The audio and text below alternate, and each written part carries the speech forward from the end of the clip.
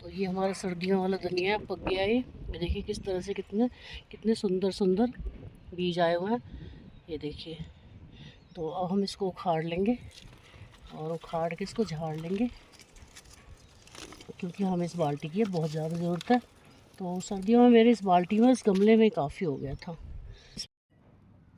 छोटे से गमले से निकाला इतना सारा धनिया, देखिए भर भर के सब्ज़ी में डाला और ये बीज के लिए तैयार हो गया। अगले साल इसी बीज से हम दोबारा तैयार कर लेंगे। काम कोई मुश्किल नहीं है, बस करने का जज्बा होना चाहिए।